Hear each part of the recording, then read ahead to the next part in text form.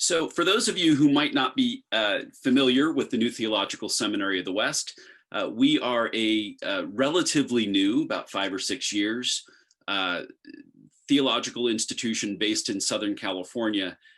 We are offering or seeking to offer a more affordable, flexible way to engage seminary education, both theological education and ministry training. Uh, as such, we are almost all of us bivocational in some way or another. Lots of us who work at the seminary are also working pastors or retired pastors. And this is part of our model, so that we are doing everything and teaching everything with an eye toward its practical application in church ministry. So a lot of us are Presbyterian, but not all of us, thank goodness.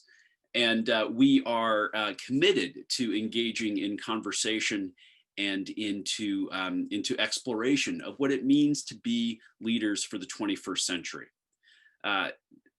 You only have to look at your newspaper over the last 6 or 8 months or so to know how necessary and important it is for people to engage in this kind of conversation. And so we're glad that you're here with us.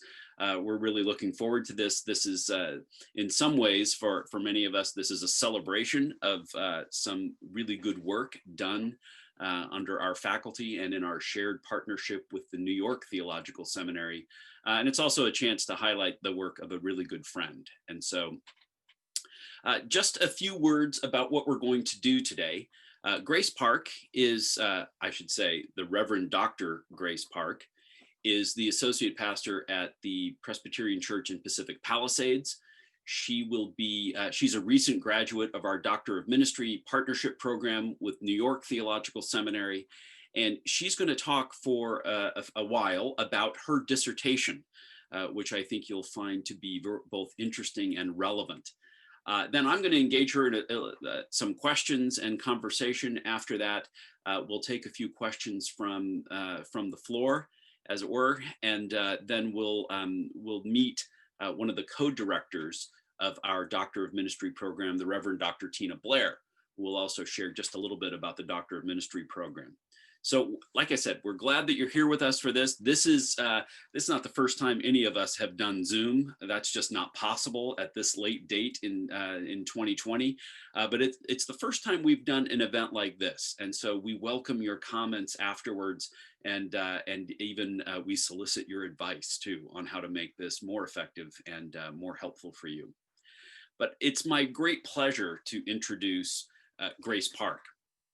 Grace and I have known each other. I was just thinking about this the other day. We have known each other about 30 years. We were in seminary together. Our orbits crossed over quite a bit with lots of mutual friends and a few parties that we attended at the same time. I believe we were in one evening known as the Fuller Follies a long, long time ago, and I'll let Grace decide whether or not she wants to tell you details about that. But Grace has been doing some research over the last few years on using interfaith relationships as a way to combat loneliness and isolation in ministry. And so it's with that I want to introduce Grace Park. She's not on my screen yet, but if you put yourself on speaker view, you will see her. And we welcome Grace Park to present on her dissertation. Grace, I'm handing it over to you. Thank you, John. I'm so excited to be here with all of you today, and I really appreciate this opportunity to share with you what I've learned over the last few years. And as you can see here, the first slide shows the actual entire title of my dissertation, Making Room at the Table, Clergy Isolation and Community Building Through Interfaith Dialogue. Now, as you may or may not know, the Doctor of Ministry is what we consider to be, and we want to be, a practical degree. So it's, we are writing down and then taking out into the world after we've done research. So this degree is supposed to be in praxis or in practice. And so we are encouraged by our professors from the very beginning in thinking about and formulating what we are going to talk about. We are encouraged by our professors and faculty to make it very personal, to make what we talk about, what we think about, what we're going to live and breathe and research on for the next few years to be not only deeply personal, but something that we are passionate about, and something that is also applicable to leadership and to ministry today, something that could be shared with other people who are in leadership. And so, and Dr. Blair, who is here today, she basically outlines the work that we're going to do. And she tells us, make sure that what you are doing, you need to remember that this is ministry. You are engaged in ministry while you are studying. So you are doing ministry for other leaders, for other ministers. So this particular dissertation, my dissertation, came from a real personal place for me. It was a time of trial in my ministry. And I began to think about, how could I learn from what I encountered? How could I learn from it? And then how can other people learn from what I learned? And so you see here on this next slide, this was the genesis of my thinking, my praying about, and my going forward in the studies. And it was this concept of isolation. And so I myself endured a great season of isolation and loneliness in my own ministry as a pastor. And it was the catharsis of my research. And as you can see here, we have the image of somebody who is sitting alone and yet in a crowd of people. And I'm sure that all of us have encountered this feeling at one point or another in our lives, whether it is in our personal lives or our professional lives. We have this sense that we are alone, even we are in the midst of people. And then we have added on top of that this notion that somehow we need to be a strong individual. We need to be a rock. We need to be able to subsist on our own. And we're weak if we are not able to do that. And so this was the genesis of where my thinking began, because I myself was walking through a very, very difficult season in my ministry. But it's also evident that, and we all know this, that even before COVID, our nation, our communities, our world, we were all grappling with issues of loneliness already. This was a commonplace problem that we had. And now in COVID, in this last year of 2020, which has been so incredibly unique, there are greater issues of isolation. And I'm sure those of you who belong to church communities now, and even you might be here today as one of those people who are struggling with a great sense of isolation because we've had to shelter in place, because we are asked to stay at home to be safer. Those of us who live alone may be struggling with a greater sense of isolation even before. And we know that we have an epidemic of isolation that is going on with the two ends of the spectrum of ages. We have older adults who are really struggling with feeling isolated and alone.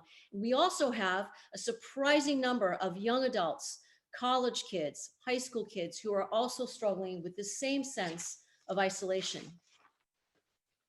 Sam, if I could have the next slide.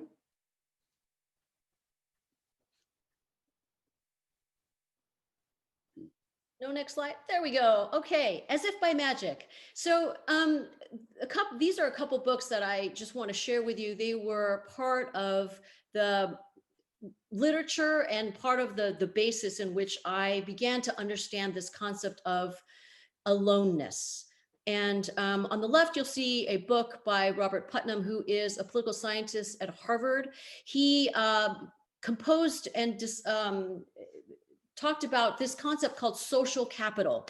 And his whole thesis was that after World War II, we began to lose in the United States what he calls social capital, meaning that people were not investing in this concept of community, but they were engaging more and more in aloneness. And then on the right, you see a more contemporary concept, alone together.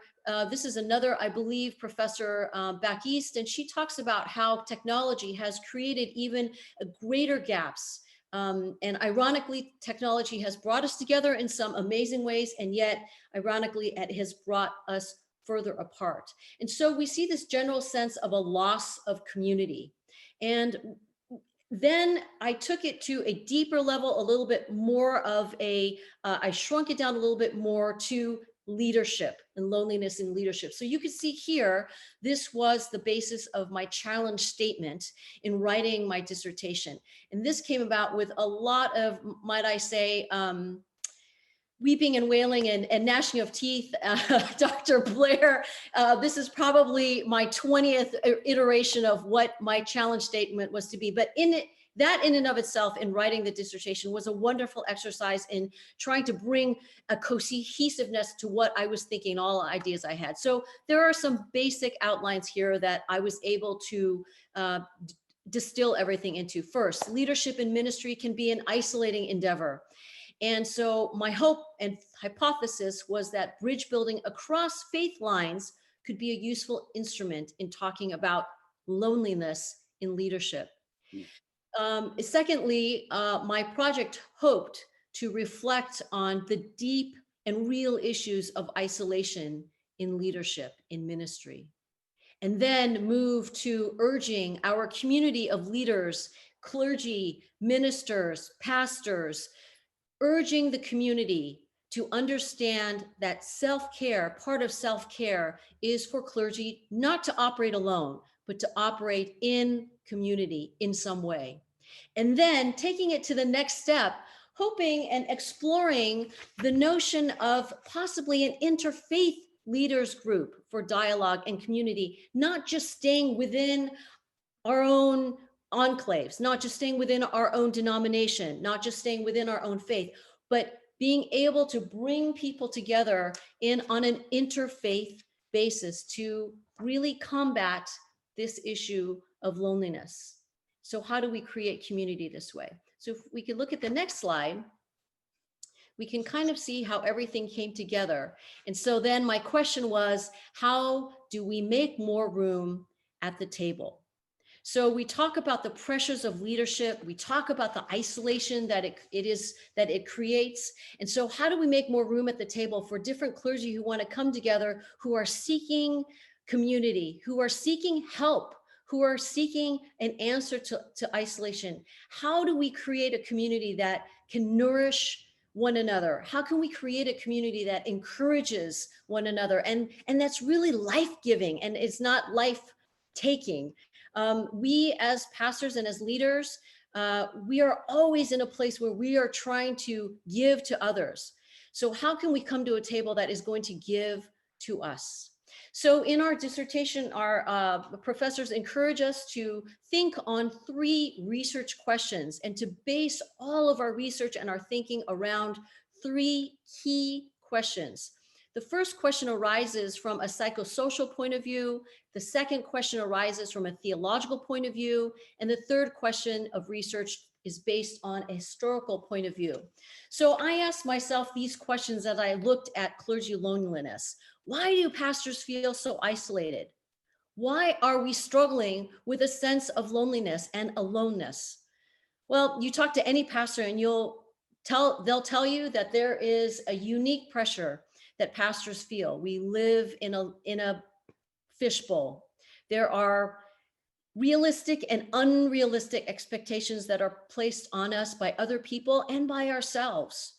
We have unique issues of leading in a church where leadership for instance, a for-profit organization would be very different. There are ministry frustrations that we encounter. There's no one with which we can share honestly. We're plagued with feelings of exhaustion. We struggle with the fact that, do we really have any friends that we can share honestly with what we are struggling? So I approached that question asking, why do pastors feel isolated, and kind of delve into that. Secondly, theologically, we asked the question, well, who exactly is in our community? If we're talking about building community, what is our community? What does it mean for us to create koinonia? And historically, koinonia is a term that we use for Christian fellowship. But what does it mean to expand the table, to broaden our definition of koinonia, to have this understanding that our beloved kinship could be greater and found in unexpected ways? And then asking the theological question, who is our neighbor? And I believe that Jesus answers this question to us when he is asked the question, who is my neighbor by an attorney and a lawyer. And Jesus says, he gives the story of the Good Samaritan. And he presents the answer in an unexpected way. Who is our neighbor? Everyone. There are no fences. There are no bounds. There are no understanding of who is my neighbor. Everyone is my neighbor. And so then we move to the historical question, if everyone indeed can be our neighbor or should be our neighbor, and if we can enter into a place of community with unexpected different ways, and we look at the interfaith community, well, what work has been done there? Are we starting from scratch?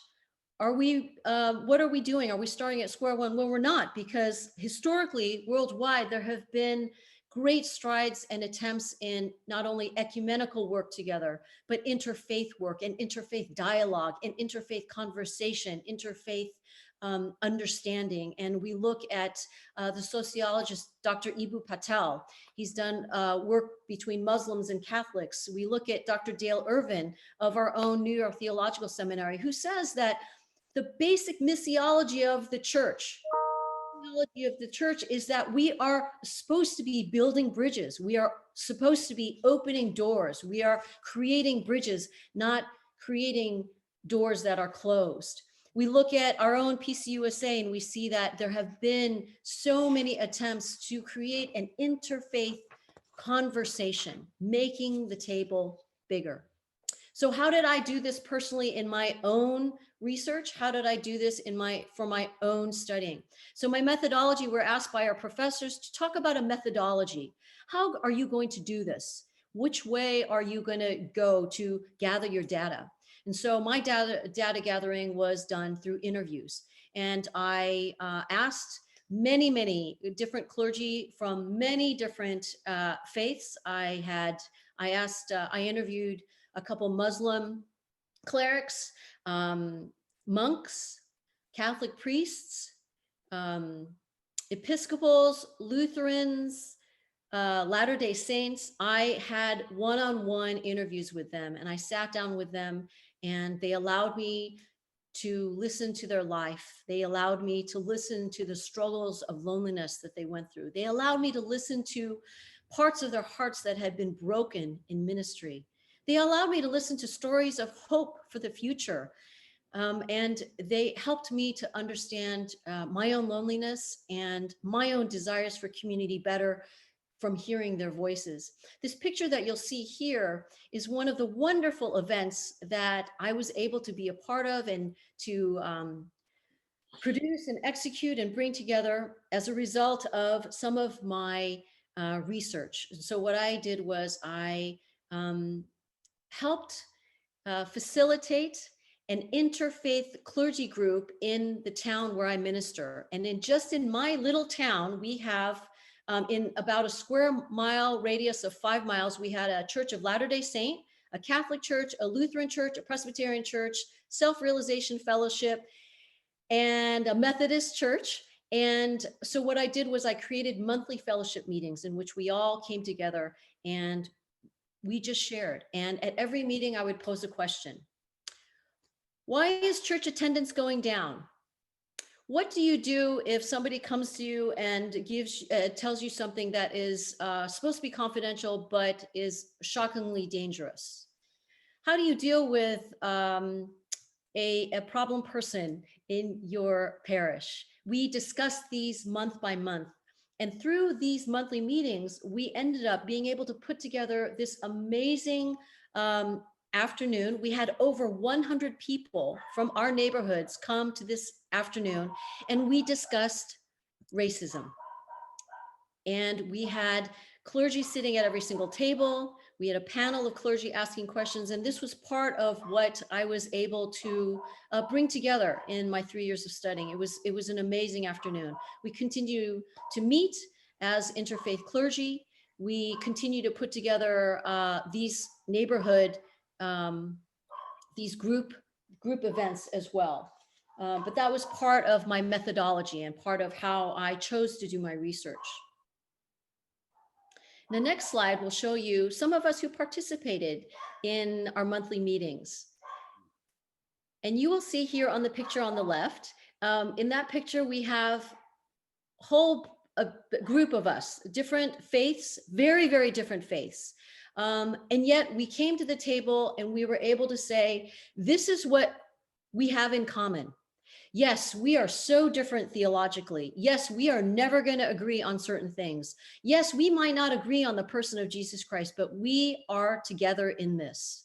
We are working together and we are together in this and we're here for one another. So we meet, we continue to meet, and now we meet over Zoom once a month. And I still am the one who puts those together. On the right, you'll see an example of another event that I was able to be a part of. We had a Buddhist monk, we had a cleric, an imam, and a rabbi, and myself. And we talked about what it means to come together as different people of faith to combat and to bring together social justice in our world.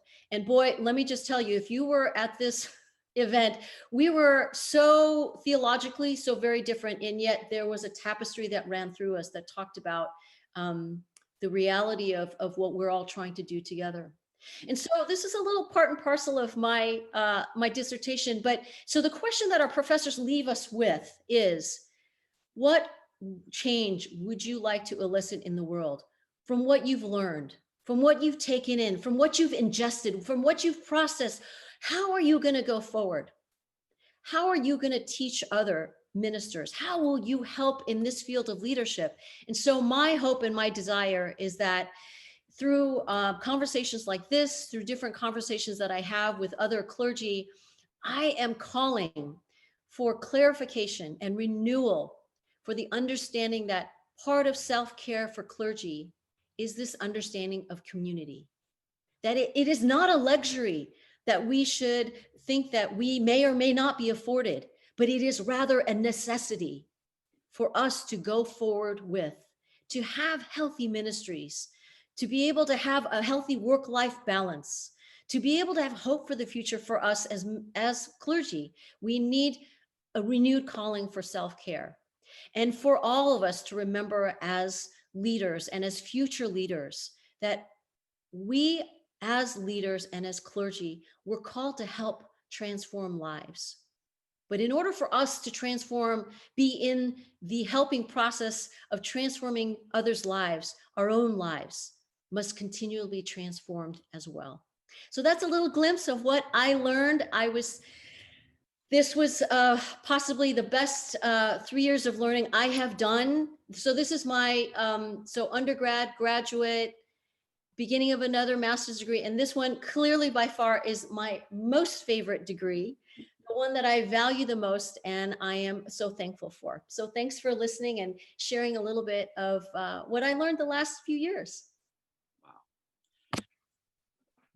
Thank you, Grace. I really enjoyed that. I have been looking forward to this, and I don't think I realized how much I needed to hear what you shared with us. I love the idea that faith leaders have commonalities that go alongside or deeper or transcend. I'm not sure what the right verb is there, but that come alongside our doctrinal or practical differences. That faith leaders have commonalities that give them an opening for community that is unique and that is different than the community we find with friends and even family. And so that's a great thing. I've got a couple of questions for you, just to drill in a little bit on a couple of things. As a working pastor myself, this resonates with me, and I'm wondering if you have explored or talked about ways that you can share this with other church leaders to share what you have learned in your own research in a practical way with other church leaders. Well, church leaders need to invite me to come and talk to them about this. I'm happy to talk to anybody about this, but I really am asking others as I come in contact with them to really think about this idea of community. And when I meet other church leaders and I work with them, I also ask if they are in a covenant group, an encouraging community that doesn't leave them out there on their own, that gives them a place where they can really honestly share what's going on in their lives.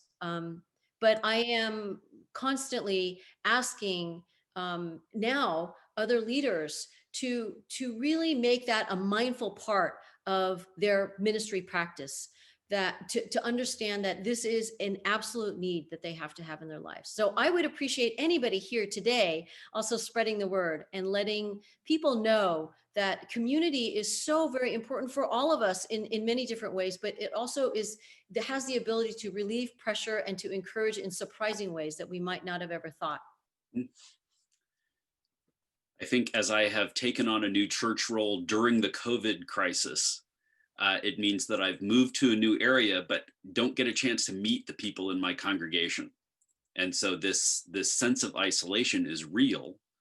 And Absolutely. I think that I have another dear friend who's been prodding me along in interfaith relationships for many years now, and I might have to listen to her. She is on this call too, and she'll be smiling the biggest as she hears me say that. But um, you touched a little bit on this, but your research started before the COVID crisis. And I'm wondering if the last few months have informed some of your questions and also some of your conclusions in your research about loneliness among church leaders. Yes, I think it certainly has. I think we would really be a very clueless person if in the last few months our lives haven't changed in ginormous ways. And I think for those of us who are in leadership in church, we realize that the needs of the folks in our church are very different now. And going forward, the landscape of church is going to look very different. We don't know at what point we're going to be able to gather in a way that we used to. So, how does the church then go forward and um, be able to facilitate fellowship?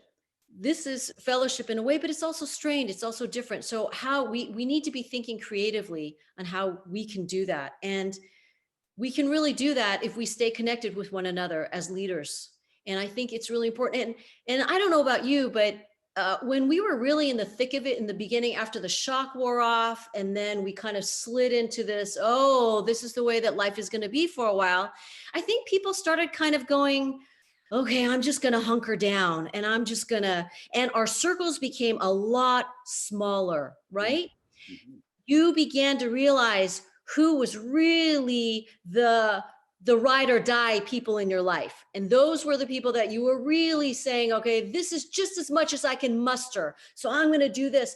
But then after a while we began to realize it's got to be a little bit more than this. It's got to be, where is it? And so we are experiencing all of this in our own personal lives. I think personally, individually, and corporately, we have to figure out how are we going to go forward and bring about a sense of true fellowship and relationship. I'm sorry, John, I think I digressed a bit. No, no, that's very helpful, Grace. Thank you. Before I ask my last question, I'm going to invite those of you who have questions and know how to use the chat function in Zoom. Feel free to type those in. You can send those directly to me, and I'll relay those to Grace. That keeps us in the sound-friendly means of using Zoom without everybody speaking over each other. So if you've got a question, feel free to send it to me. But I'll just say, and because this has been a part of my own background in relation to interfaith activities, is that there is a misperception, I think, that that a person loses their own theological distinctives Yeah. as they enter into interfaith partnerships or ministries or conferences or even just gatherings, that somehow you have to check what makes you distinctive as a Christian before you go in the door. And I just want to hear you talk just a little bit to that concern. Well, I appreciate that you say that, because actually in the very beginning, this is something that Dr. Blair and I actually discussed quite a bit, because I ran my challenge statement and my thesis, my ideas by a few friends, and they said, you can't do this. You're a Christian Presbyterian pastor. You will not succeed, because at some point you're going to be knocked at your knees, because you're going to come to the table and you're going to realize that you don't have enough in common and you're going to lose who you are. And I found the exact opposite to have occurred. When I went into these places where the faith tradition was vastly different than mine, it actually solidified what I believed. And it made me have a greater understanding of my own faith. And but that is a very real concern. I actually deal with it in a small portion in my dissertation about the problem of pluralism, that we would be called pluralists, or in some way we would be watering down our own faith or diluting what we believe in. I found it to be actually the exact opposite. Mm. Mm. Yeah. That's really helpful, Grace. Thank you. I hope that's a message that can get out. As one person, I think it's Dr. Blair, has encouraged you to put this into a book. Encouraging me I, that well. I appreciate the voice. I think there is. I really do, Grace. Think that there is room for a distillation of your research in book form that pastors would read, especially now. I think after these last 6 or 8 or 9 months, I've lost track of isolation being not just a byproduct of what we do, but actually built into the job. It is indeed. It truly is. Any other questions that other people would like to ask? I'm not seeing anything come through on the chat function, but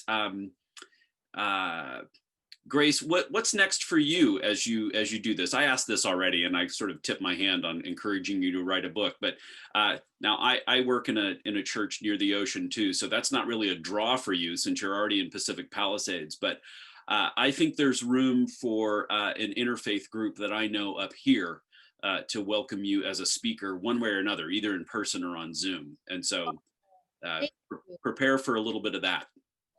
I would be honored. I would be honored. And John, our interfaith group continues to meet, and it's actually been such a blessing because we all get to see what we're all doing at our churches. And so we say, hey, did you have an outdoor worship service? Did you try this? What are you doing? What does your diocese say? What does, so it's been a continued wonderful community because we can safely share what's going on in our churches and not feel like we're violating any confidences, and yet still get a lot of wisdom from other people. So I really encourage other pastors who are kind of scared to do it, to really try and just reach out and say, hey, would you mind just meeting with me? And so for me, it started out with lunches. I just kept asking every individual person out to lunch. And who's going to turn down a free lunch, right? Certainly not this girl. So that's right. So I just started out by saying, can I take you out to lunch? Can I start a relationship with you? Can you mentor me? Can you give me your wisdom? And people were glad to do it. And I was glad to receive it. And then it developed into a more robust, larger group, for which I am so thankful. That's fantastic. One question from the floor. This is from a longtime pastor in our audience today. He's always met during the course of his ministry with groups of leaders within his own church, within his own congregation. How does interfaith dialogue offer something more even than what we might experience in our groups of sameness? Well, I'm assuming this comes from Pastor Tom, who is Yes. my mentors. He's just an amazing man of God. So it's just so funny that he's asking me a question. Wow. So, I really believe that we have the opportunity, and we should not have the hubris to think that we've got all the answers, right? That's such a great amount of hubris for us to think that we've got it all figured out in terms of our faith journey. And so I always approach every single time that I come together in our interfaith group thinking and hoping that I will learn something new about God through the eyes of somebody else. And I have seen that happen time and time again over these past few years, that when somebody else tells me about their journey with God and the way that God appeared to them in a way that I had never heard before, I've been in awe to see how God works in this world, and how God's spirit and how God's name and how God is evidenced and God's essence appears in so many different ways. And so I always feel a great sense of awe when I come into an interfaith dialogue, because I know that a new part of God is going to be revealed to me in a way that I've never known before.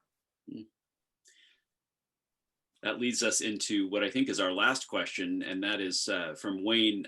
What is or what was the greatest surprise that your research revealed? Um, Actually, so Wayne is one of my cohort buddies, and I'm going to twist that question just a little bit. I'm going to ask the question, Wayne, what was the biggest surprise that this D.Min program provided? And it was the gift of you and Terry.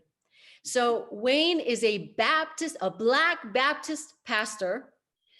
Terry is an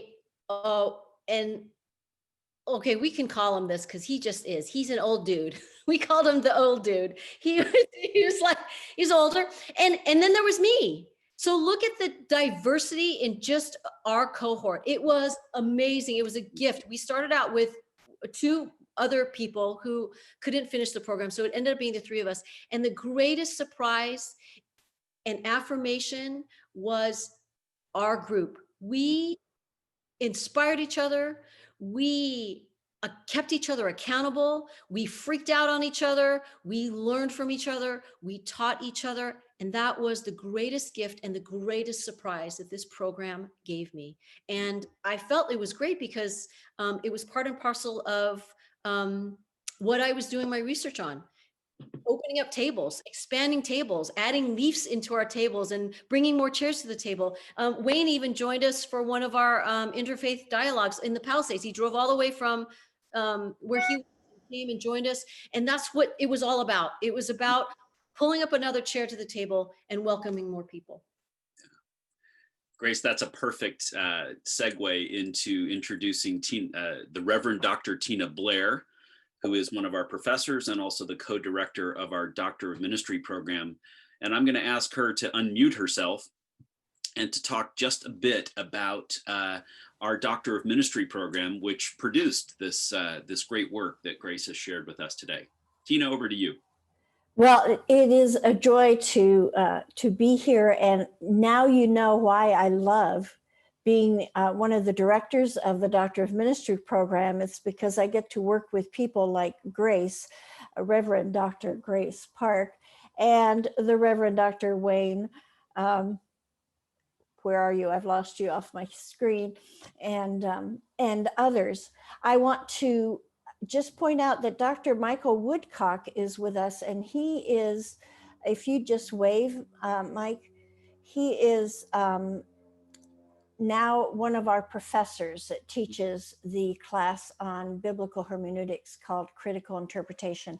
He just started with us this last year, and we're thrilled to have him. So let me just say a couple things about the Doctor of Ministry program. It's affordable. There you are, Mike.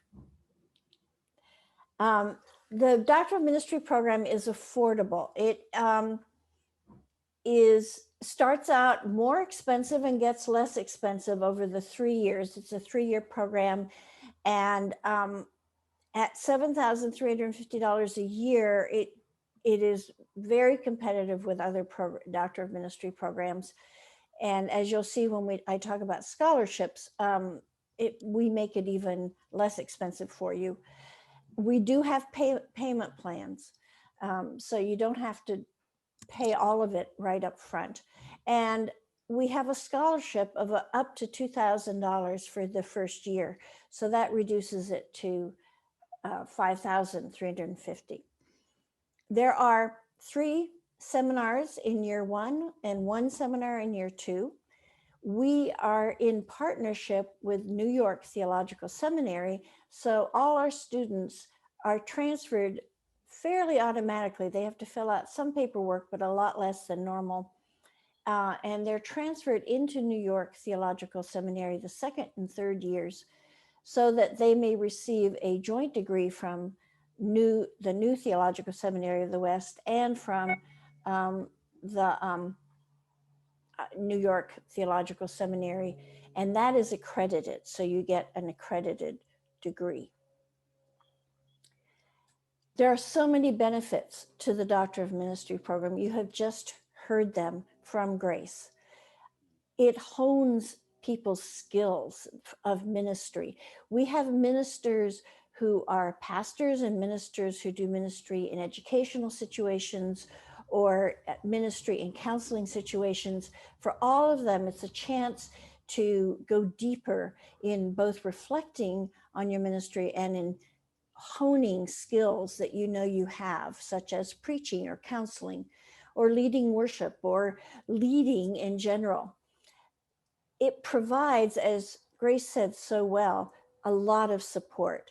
Our cohorts are very diverse. This year's cohort, this last year's, has Presbyterians, it has Baptists, the usual range of people, and we especially have a range of ethnic and racial groups mixed in. It's just wonderful for discussion and support.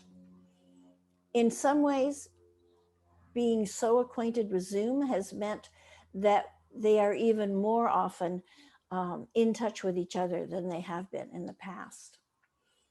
It is practical in the sense that the Doctor of Ministry helps create imaginative and creative approaches to ministry. This is a chance to really rethink what one is doing in ministry, to take a step back, and then to do something that will be transformative, because this is a Doctor of Ministry in transformative leadership. And so that's what we aim at. And as you've heard, seem to be fairly successful at. It's a wonderful degree. It's not just going back to school, but it is really something that transforms lives and helps the church, all to the glory of Jesus Christ. Thank you. Thank you, Tina. It wouldn't be a seminary event unless the president got up and said, this is a great time to make a decision to support our work. We are at the fledgling stage, but moving on into, as we see graduates like Grace and Wayne and Terry and Mickey Fenn, who's also on this call today, as we see some of the work that we are doing bear fruit in the world and in the church. We are moving into what I hope is an early adolescence as an institution, but we are still fairly dependent on support from outside. And so this is a great time for me to be able to say, if we're an organization that you support, let me say thank you in front of God and all of us. And if it's not, I would invite you to consider supporting the work that we do. This is a critical time. We have moved from face-to-face classes to now purely online classes, as most schools have. And we will continue to find innovative ways to deliver the theological education and ministry training that we have to share out of our own experience and training with our new students. And so if you'd like to give us some support, there's some instructions there on the screen. And feel free to send me a message or email if you've got any questions about who we are and what we do. This gives me a chance to say thank you to Grace. Grace, that was a wonderful presentation. I am more curious than I was even before about the work that you do. I am also very grateful to Tina for her sharing about the D.Min program, and you can tell her passion for what she does and the fruit that it bears in the work that Grace has done. We are a seminary that is growing slowly. But we are really eager to continue our work in serving the church, both here and all across the country and all around the world. Eventually, that's what technology allows us to do. That's right. But for those of you who are here as guests, we welcome you. We're glad that you were here. Please feel free to send us questions. And for now, I'll ask you to put your hands up in the screen and give Grace a hand for the work that she's done and shared with us. And the guy that you can't see is Sam Kim, who is our director of admissions and marketing. And he has been working the screens for us during this thing, keeping himself unseen and secret, but impactful nonetheless. Blessings to all of you. And thank you for being here. We'll close off now. Bye-bye.